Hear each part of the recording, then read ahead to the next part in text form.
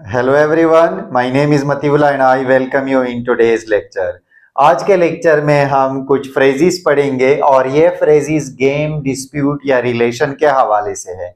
ये तीन फ्रेजेस दो बंदों या दो ग्रुप्स या दो फरीकेन या दो ममालिक के दरमियान रिलेशन को डिस्क्राइब करते हैं। इसको आप स्पोकन इंग्लिश और रिटन इंग्लिश दोनों में इस्तेमाल कर सकते हैं और ये रिलेशन को प्रिसाइजली बयान कर सकते हैं। साथ में इन फ्रेजेस को आप गेम या डिस्प्यूट के लिए भी इस्तेमाल कर सकते हैं और इसके इस्तेमाल से आपके रिटन और स्पोकन इंग्लिश में खूबसूरती आएगी। तो आइए इन तीन फ्रेजेस को हम देखते हैं कि ये किस तरह के फ्रेजेस हैं। पहला हमारे पास फ्रेज है win win situation. Win win situation का मतलब क्या है? दोनों फरीकों के लिए फायदा मंद सूरत हाल, कोई ऐसा रिलेशन जिसमें दोनों फरीकों का फायदा हो, तो उस वक्त हम विन विन सिचुएशन का फ्रेज इस्तेमाल करेंगे। ये इस रिलेशन को खूबसूरती के साथ डिस्क्राइब करता है। एग्जाम्पल सेंटेंसेस में हम इसको देखते हैं। Pakistan and Afghanistan reached a compromise. हालिया दिनों में पाकिस्तान और अफगानिस्तान के दरमियान हालात खराब थे और फिर चंद दिनों बाद दोनों ममालिक मुआहदे के लिए तैयार हुए। अब ये मुआहदे के जरिए मामलात को तय करना पाकिस्तान और अफगानिस्तान दोनों के लिए फायदा मंद है, तो इसमें हम विन विन सिचुएशन का फ्रेज लगाएंगे क्योंकि दोनों फरीकेन के लिए इसमें फायदा है। अब आप देखें इस सेंटेंस को, Pakistan and Afghanistan reached a compromise.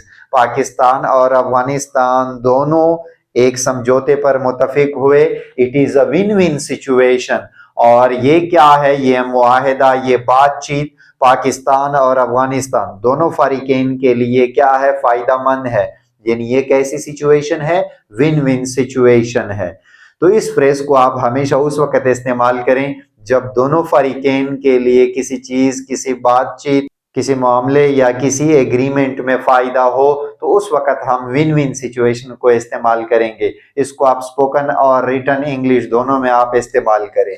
दूसरा आप देखें विन लोज सिचुएशन। विन लोज सिचुएशन हम कब इस्तेमाल करते हैं? जब एक फरीक का फायदा हो और दूसरे फरीक का नुकसान हो। इस फ्रेज का क्या मतलब है? ऐसी सूरत हाल जिसमें एक फरीक को फायदा हो और दूसरे फरीक को नुकसान हो। एग्जाम्पल सेंटेंस को आप देखें, deforestation for profit is a win loose situation. Companies earn money but biodiversity is damage. अब देखिए कुछ कंपनियां हैं वो जंगलात की कटाई कर रही हैं। अब इसमें किसको फायदा है?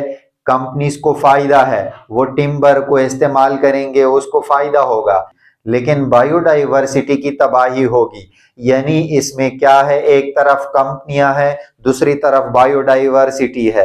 अब कंपनीज को प्रॉफिट हो रहा है और बायोडाइवर्सिटी डैमेज हो रही है। तो यहां पर हम इस फ्रेज को इस्तेमाल करेंगे विन लूज सिचुएशन। यानी इसमें विन किसका है? कंपनीज का, वो प्रॉफिट हासिल कर रही है, और लूज पोजीशन में कौन है? बायोडाइवर्सिटी डैमेज हो रही है, बायोडाइवर्सिटी लूज पोजीशन में है।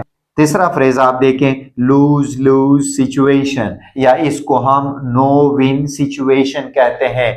यानी दो ग्रुप्स, दो बंदों या दो ममालिक के दरमियान ऐसी सूरत हाल, ऐसा ताल्लुक जिसमें किसी का भी फायदा ना हो। नो विन सिचुएशन या लूज लूज सिचुएशन, जिसमें दोनों किस पोजीशन में हो? लूज पोजीशन में हो, या कोई भी विनिंग पोजीशन में ना हो। ऐसी सूरत हाल जिसमें दोनों फरीकें नुकसान उठाएं, तो उस वक्त हम इस फ्रेज को इस्तेमाल करेंगे लूज लूज सिचुएशन या नो विन सिचुएशन।